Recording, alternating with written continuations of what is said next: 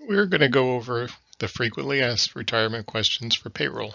If you have any additional questions, please call us at 727-588-6162.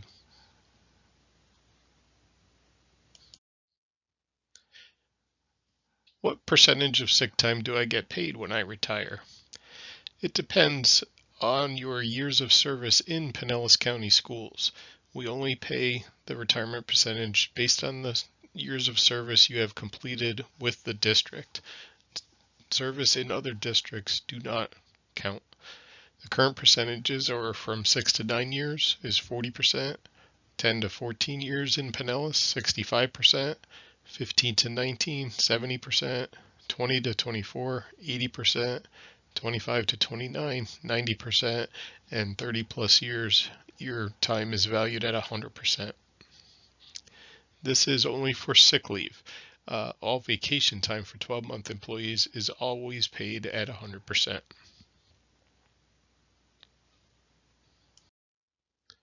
How can I estimate what my sick time is worth?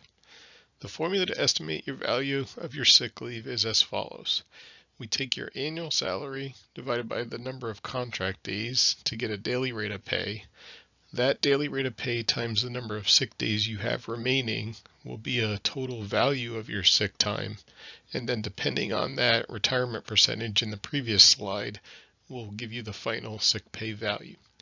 For example, if you're a 10-month teacher and you have an annual salary of $50,000 with 100 sick days remaining and you've worked for Pinellas for 27 years, the following calculations will be applied. The 50,000 divided by 198 days equals $252.53. The $252.53 daily rate times 100 days equals $25,253 of total sick pay.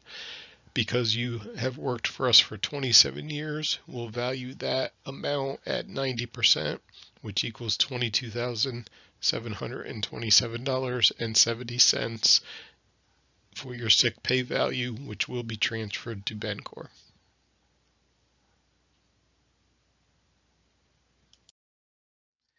How does the sick time transfer to Bencor work when I am in drop?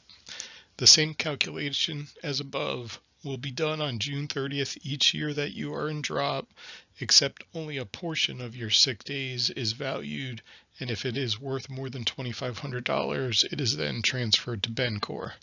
This transfer usually happens around the second or third week of July. Employees in drop will continue to earn sick leave and vacation if you're 12-month while in drop. If you leave drop early, your entire balance of sick leave at the time of separation will be valued and transferred to Bencor if it is greater than $2,500.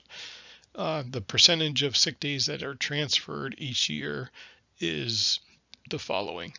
In year one, we will try to value 20% of your days that you have available on June 30th. Again, if it's worth more than $2,500, that will be transferred to Bencor. The second year is 25%, third year 33%, fourth year 50%, and the final year is 100%. We do this so that over the 5 years in drop, 100% of your time eventually will be transferred to Bencor, just in portions each year. Each year is based on when you are in drop as of June 30th of that year. It's not based on the anniversary of when you entered drop.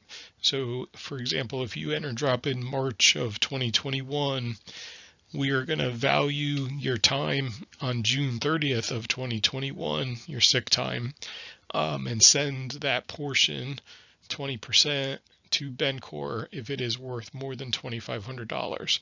And then year two would happen in June of 2022, year three, June 2023, etc. So it is not based on the anniversary of when you enter drop. It's just whatever time you've entered drop. If you're still in drop on June 30th of that year, a portion will try to be transferred to Bencor. How does the sick time transfer to Bencor work when I'm in drop continued? So here's an example of a teacher with that same annual salary of $50,000 had 100 sick days remaining at the end of the first year in drop, and have 27 years completed in Pinellas. So it's the same 252.53 daily rate, but in this case, we're only going to do 20% of that 100 days for year one in drop. So we're only going to value 20 days. 252.53 times 20 days equals $5,050.60. For the 27 years in Pinellas, the value would be done at 90%. So we would calculate $4,454.54 to transfer to Bencor and reduce the sick leave balance by those 20 days. The other 80 days rolls over to the record, and the person would continue to accrue the sick leave. The following year, we would do the 33% times whatever number of sick days are available on June 30th of that year. What happens to my sick time if I leave in the middle of the year? You are paid for all the time you have earned. So there are some times where you look at your pay stub and there are more days on there than what you've actually earned. That is because Florida statutes requires us to give a 4-day advance up front of sick leave that are really not earned until the last 4 months of the school year. So the following chart shows when you stop and start accruing based on the different months to work. For example, a 10-month employee is going to earn the 4-day advance at the beginning of August if they're instructional, or the end of August if you're support. They're going to earn 1 day per month from August through January, and then at the end of January, they've already accrued their 10 days for that year. The 4 days that were advanced at the beginning or end of August represent the accruals for February, March, April, and May. If somebody leaves early, if they leave in January, for example, we have to take back that 4 days that were advanced because they have not been earned, and whatever time was earned will be paid at that retirement point.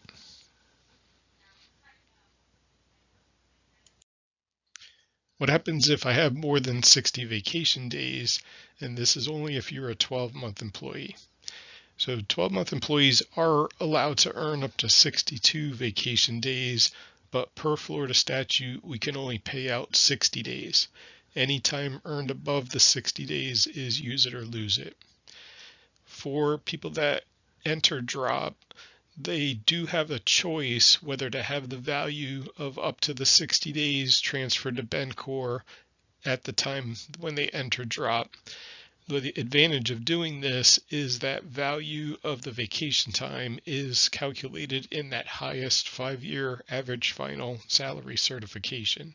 So it is an advantage to have that time paid off and valued in your AFC when you enter drop, and that'll count toward the calculation of what FRS puts into your retirement account while you're in drop.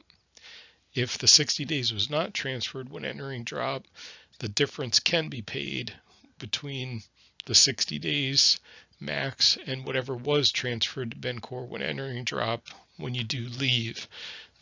The time does not count at that point toward that AFC calculation. That's only done if it's paid at the beginning of drop. For example, if you have 45 days transferred when you enter drop, did earn another 20 days while in drop, we can only transfer 15 more days to Bencor to equal that 60-day max. The other 5 days are use it or lose it. What happens if I have more than 60 vacation days? This is continuation just to show the number of hours that the 60 days max equates to. So for 7.5-hour employees, 60 days equates to 450 hours, but we're allowed to accrue up to 465 hours, which is what you see on the pay stub as the vacation max field. So just keep that in mind. If you're going to retire, you have to use up those 2 days or you will lose it, because we can only pay off the 60 days.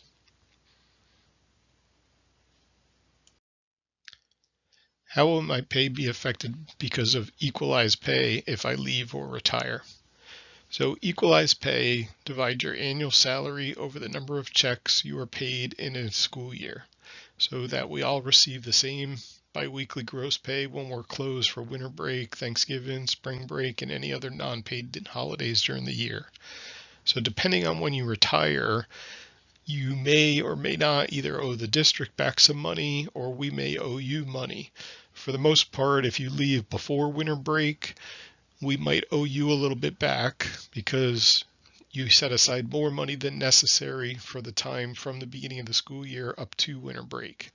Usually people that leave after winter break may owe some money back because we all don't set up enough time or enough money between the beginning of the school year and December to cover both weeks of winter break. So for the best option is to contact payroll department, and we can kind of give you a ballpark figure of what that would be depending on when you're going to retire in the school year. Probably not until it's closer to your retirement date, though. We can't project out, too far in the future. What date should I use for retirement so I don't owe any money back? Because we have the equalized pay, it is difficult to give you an exact date. What I like to tell people is you shouldn't base your retirement date solely on this reason. So you don't owe any money back. It's up to you when you feel comfortable with retiring, because overall you will always be paid for the days you've worked, and any paid holidays that fall between the beginning of the school year and your retirement date, unless you were in a no pay status for any of those work days.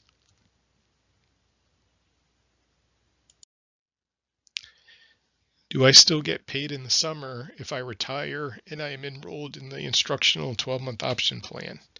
So if your retirement date is on the last day of school or after, you will still receive the 5 summer deposits.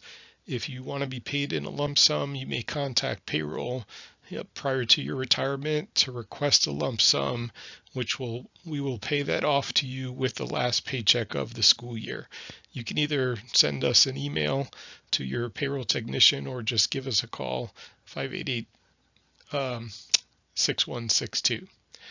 All retirements prior to the end of the school year will automatically be paid out in a lump sum with their last paycheck.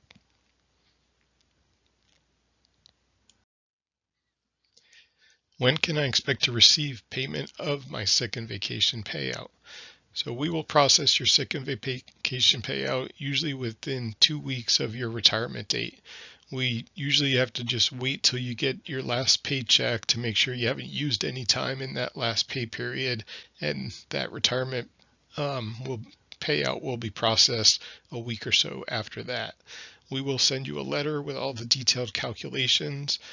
And if the money's sent to Bencor, you'll just get a pay stub along with that letter and the phone number to contact Bencor to go from there to receive distribution if necessary.